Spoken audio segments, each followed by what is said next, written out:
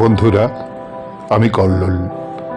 আজকে আমাদের গন্তব্যস্থল শিলিগুড়ি থেকে মাত্র 30 কিলোমিটার দূরত্বে ছবির মতো একটি ছোট্ট পাহাড়ি জনপদ বংকুলুং। জায়গাটি শুকনা হয়ে দুধিয়া থেকে মিরিকের যে রাস্তাটা চলে গেছে সেই রাস্তা ধরে যেতে হবে। চলুন আমরা এগিয়ে যাই। এখন আমরা শুকনা থেকে এগিয়ে চলেছি দুধিয়ার দিকে। রাস্তার সৌন্দর্য দেখতে দেখতে আমরা পৌঁছে গেলাম দুধিয়া বাজারে। এখান থেকে আমরা এগিয়ে যাব, সামনে দুধিয়ার ব্রিজ, সেই ব্রিজটি ক্রস করে মিরিকের পথে আমরা উঠব।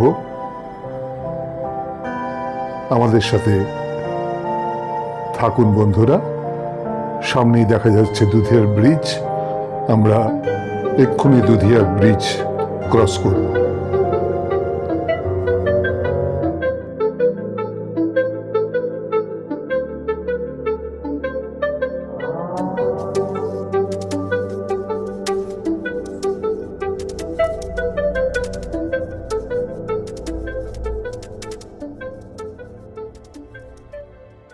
চলেছি দুধিয়া ব্রিজের ওপর দিয়ে।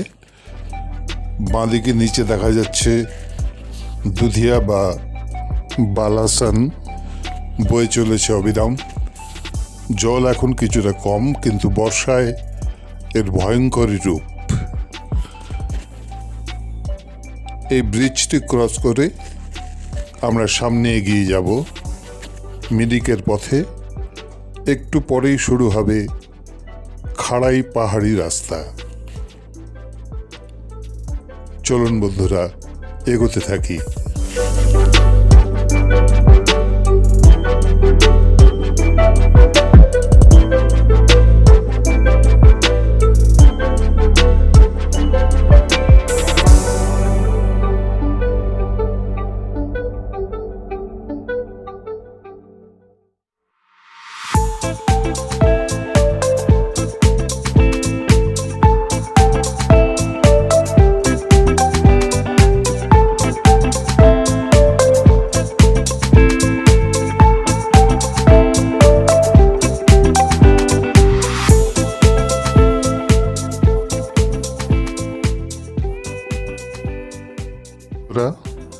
দুধিয়া ছাড়িয়ে এবার আমরা উঠতে শুরু করলাম পাহাড়ি পথ বেয়ে ওপরের দিকে।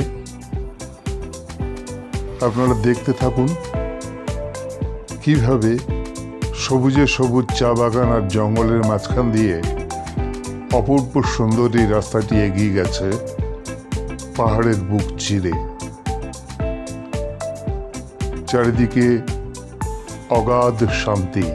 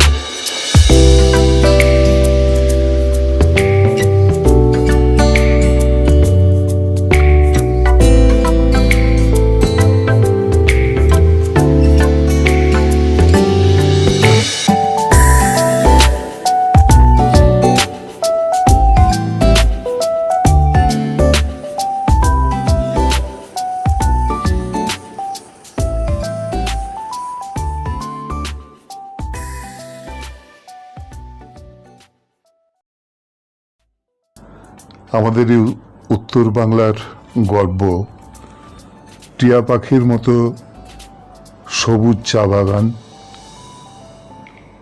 আর অগাধ সবুজের সমৃদ্ধ নিয়ে সবুজ গাছের সমারোহ, জঙ্গল, পাহাড় এবং তারই বুক চিরে আমাদের এই রাস্তা চলে গিয়েছে মিরিকের দিকে। এই যে সামনে দেখছেন যে রাস্তাটি হেয়ারপিন কার্ভ হয়ে ওপরে উঠে গেছে, এটি মূল মিরিকে যাওয়ার রাস্তা এবং এই স্পটটির থেকে শিলিগুড়ির দূরত্ব 27 কিলোমিটার। আপনি যদি বঙ্কলমে যেতে চান তাহলে ঠিক এই জায়গাটিতে এসে আপনাকে ডান দিকে ঘুরতে হবে। দেখতে থাকুন, ধীরে ধীরে আমরা ছবিতে দেখানোর চেষ্টা করছি। রাস্তাটি ওপরে না গিয়ে আমরা যদি ডান দিকে আরেকটি রাস্তায় ঢুকে গেছে, এই রাস্তাটি বঙ্কলমের রাস্তা। বঙ্কলমের দূরত্ব এখান থেকে 7.6 কিলোমিটার।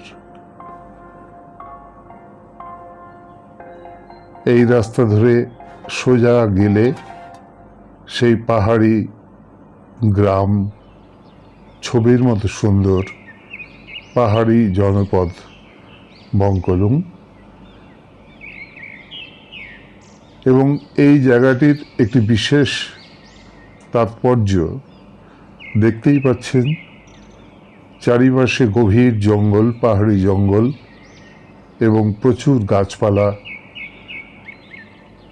যারা বিশেষ করে পাখি ভালোবাসেন বা পাখির ছবি তুলতে ভালোবাসেন, তাদের কাছে এটি স্বর্গরাজ্য।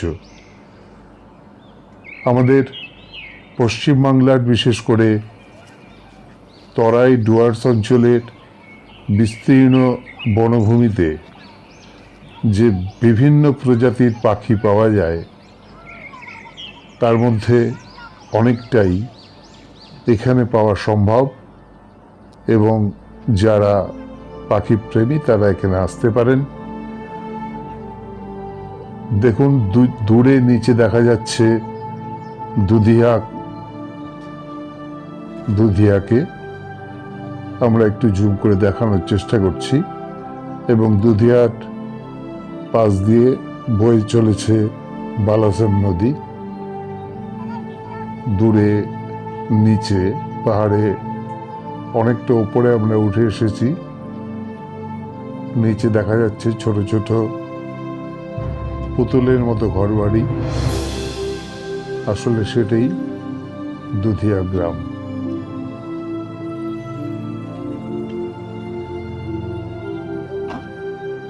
ওপরে চারিদিকে নিস্তব্ধতা, শুধু পাখির ডাক, হাওয়ার শব্দ।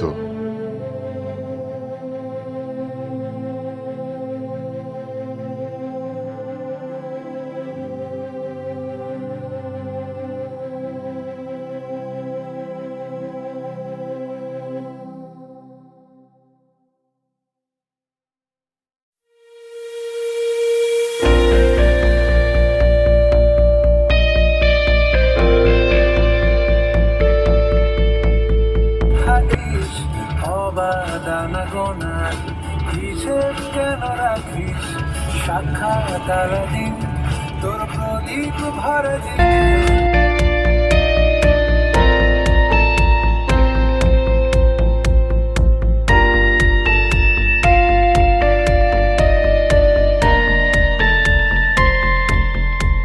আমি আবার তোমার আঙুল ধরতে চাই, বাড়িয়ে দাও তোমার হাত, আমি আবার তোমার পাশেই হাঁটতে চাই।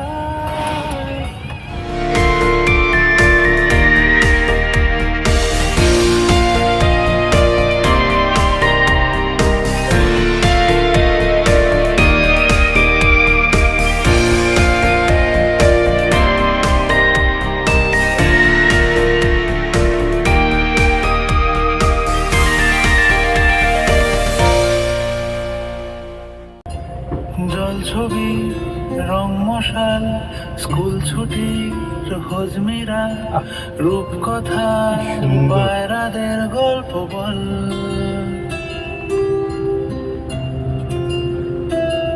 বন্ধু চল চল রামধনু ঝালমুড়ি হাফ টিকিট রাব পুলিশ বিঘ্ননা চুরমুরের গল্প বল রাস্তাটা কোথায় গেছে জানতে চাই। বন্ধু চল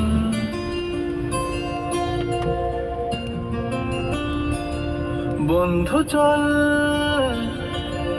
রোদ্দুরে সুন্দর ছোট্ট গ্রাম। মনকে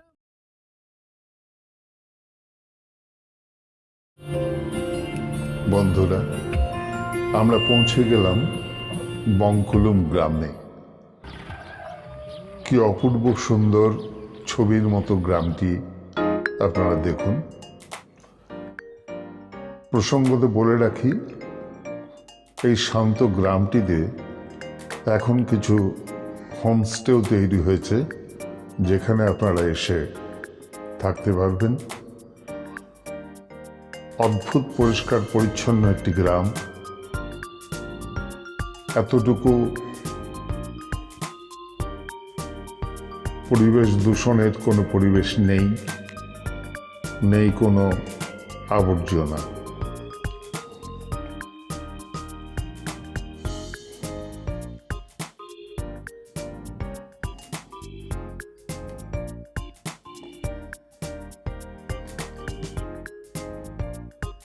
গ্রাম বঙ্কুলুম, এটি একটি রেস্ট হাউস।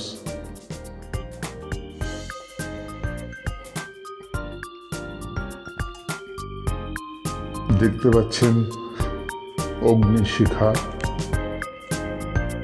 এখানকার মানুষ এত পরিষ্কার পরিচ্ছন্ন, তারা যত আবর্জনা, শুকনো পাতা, কাঠ, এগুলো ইতস্তত ছড়িয়ে না রেখে জড়ো করে আগুন জ্বালিয়ে দিয়েছে। পবিত্র আগুনের শিখায় বারবার মনে পড়ছে রবি ঠাকুরের সেই লাইনগুলো, আগুনের পরশমণি ছোঁয়াও প্রাণে, এ জীবন পূর্ণ কর দহন দানে। আমার এই দেহখানি তুলে ধরো, তোমার ওই দেবালয়ের প্রদীপ করো, নিশিদিন আলোক শিখা জ্বলুক গানে, আগুনের পরশমণি ছোঁয়াও প্রাণে।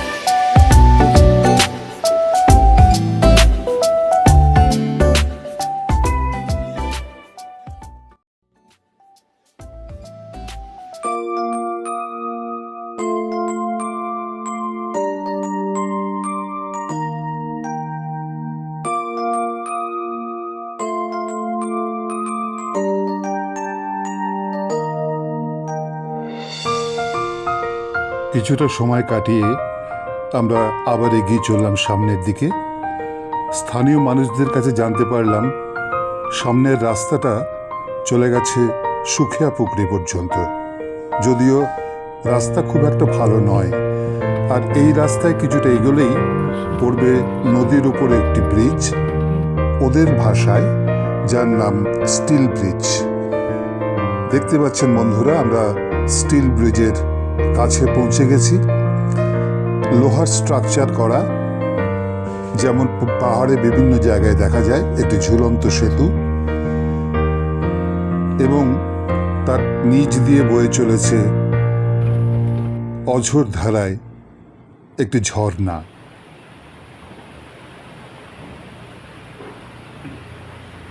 বন্য পরিবেশ, চারপাশে গভীর জঙ্গল, যতদূর চোখ যায় শুধু পাহাড়, গাছ, জঙ্গল আর কিছুটা মেঘলা আকাশ। নিচে সাথে সাথে বয়ে চলেছে কলকল শব্দে সেই পাহাড়ি ঝর্ণা। আমরা এখানে একটু দাঁড়ালাম। পরিচয় হলো স্থানীয় এক ভাইয়ের সাথে। সে তো বেজায় খুশি, আমাদের জায়গাটা ভালো লেগেছে বলে সে খুব খুশি এবং বলল, তোমরা কিছুটা এগিয়ে যাও, আর একটি ভালো সুন্দর জায়গা তোমরা পেয়ে যাবে। আমরা অপেক্ষা না করে এগিয়ে চললাম সেই রাস্তাটা ধরে। যদিও রাস্তার অবস্থা খুবই খারাপ, কিন্তু আমাদের অত্যুৎসাহী মন বাঁধ মানল না। আমরা এগিয়ে চললাম সেই রাস্তা দিয়ে আমাদের পরবর্তী গন্তব্যের দিকে। বুঝতেই পারছেন গাড়ির ঝাঁকুর দেখে বা রাস্তার পরিস্থিতি দেখে যে পাহাড়ি রাস্তা খুবই সংকটজনক। আমরা খুব ধীরে ধীরে এগিয়ে চলেছি। একটু পরেই পেয়ে গেলাম সবুজ চা বাগান, তার ভেতর দিয়ে এগিয়ে গেছে রাস্তাটি।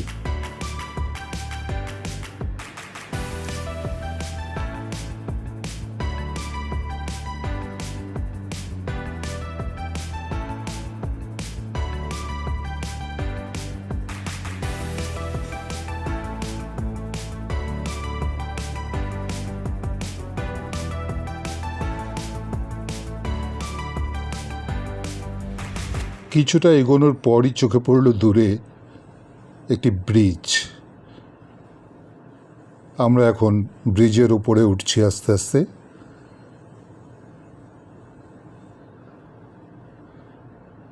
বিশাল লম্বা একটি ব্রিজ, দুপাশের দুটি পাহাড়কে যুক্ত করেছে এবং তার নিচ দিয়ে বয়ে চলেছে বালাসন নদী। নিচে গভীর উপত্যকা, চারপাশে পাহাড় দিয়ে ঘেরা, অপূর্ব পরিবেশ। জনমানবহীন নির্জন এই প্রকৃতির কোলে আমরা অভিভূত হয়ে দেখতে থাকলাম তার রূপ। কিছুক্ষণ পরেই আমরা গাড়ি থামিয়ে নেমে পড়লাম নিচে।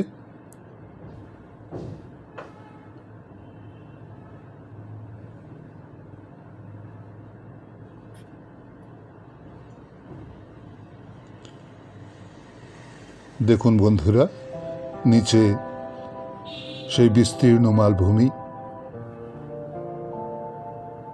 যার বুক চিরে বয়ে চলেছে পাহাড়ি নদীটি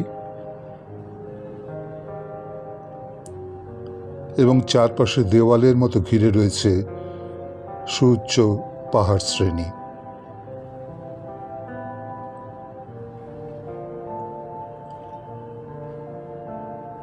এমনিতেই মেঘলা আকাশের কারণে আলো কিছুটা কমে এসেছে,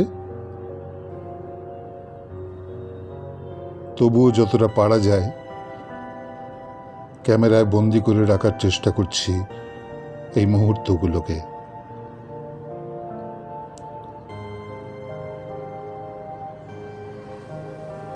আস্তে আস্তে ক্যামেরা ঘোরাতে শুরু করলাম চারপাশটা আপনাদের দেখাবার জন্যে। পায়ে চলা হাঁটা পথ, সরু রাস্তা নেমে গেছে নিচে, সামনে পাহাড়, ওই দিকের পাহাড়ের বুক চিরে এগিয়ে এসেছে ব্রিজটি, সংযুক্ত হয়েছে এপারের পাহাড়ের সাথে।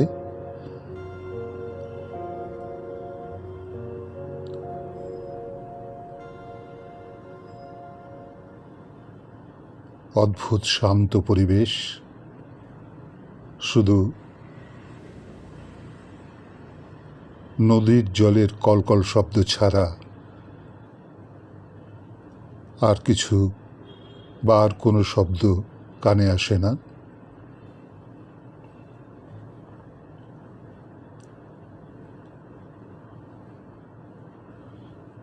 বারবার এই শান্ত প্রকৃতির অমোঘ টানেই আমাদের ঘরছাড়া হতে হয় একটু শান্তি পাওয়ার জন্যে।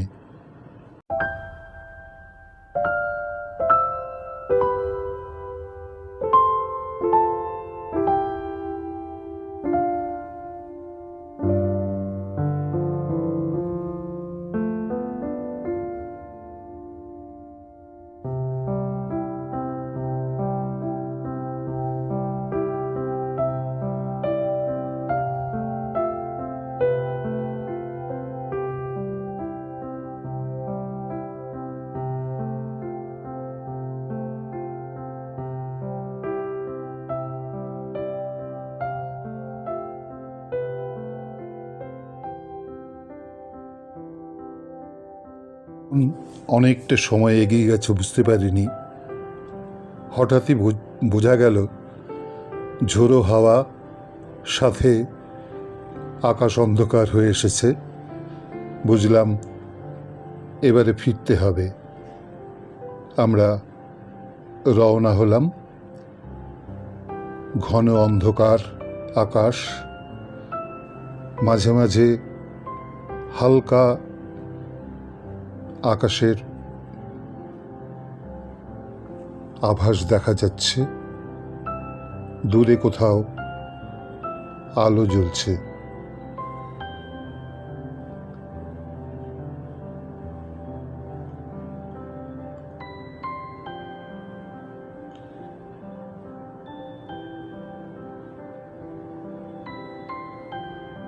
অন্ধকার পাহাড়ি পথ, অবশ্যই নির্জন, সঙ্গে ঝোড়ো হাওয়া।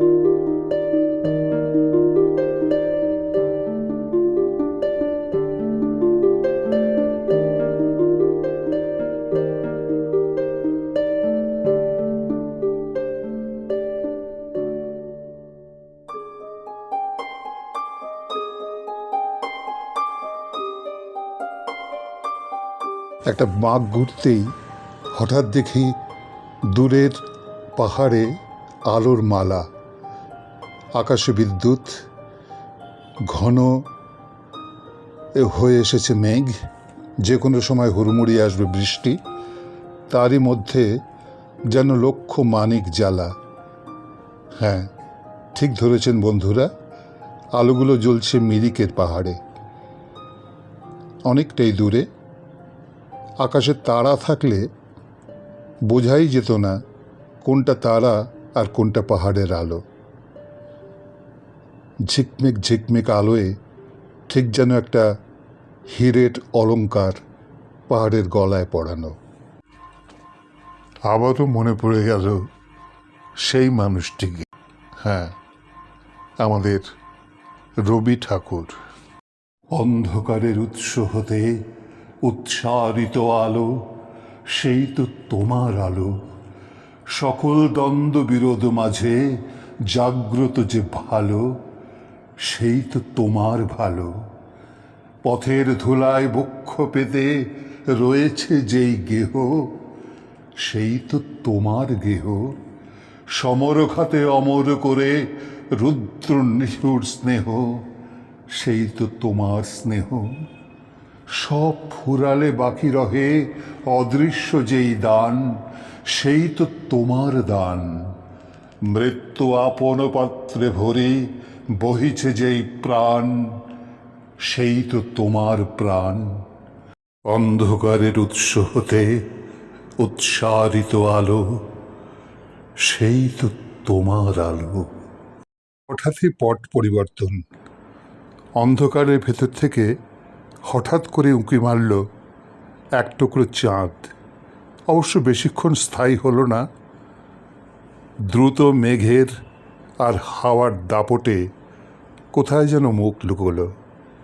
আবার সেই অন্ধকার আকাশ, মাঝে মাঝে বিদ্যুৎ চমক।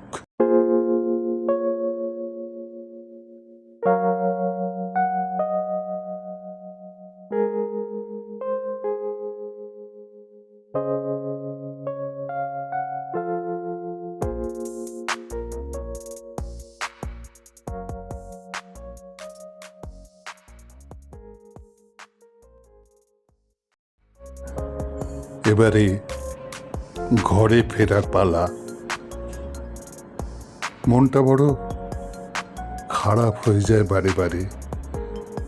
দূরে দেখা যাচ্ছে অস্পষ্ট শহরের আলো। আবার এই প্রকৃতির নিবিড় স্নেহের কোল থেকে কে যেন ছিনিয়ে নিয়ে আমাদের ঢুকিয়ে দেবে ওই জনবহুল, যানজট, পেট্রোলের ধোঁয়া, ডিজেলের গন্ধের মাঝখানে হাজার হাজার বড় বড় ইটের জঙ্গলের মাঝে। মনটা খারাপ হয়ে যায় সত্যি, কিন্তু কিছু করার নেই। শুধু এইটুকুই সান্ত্বনা, আবার আসবো, আবার আসবো।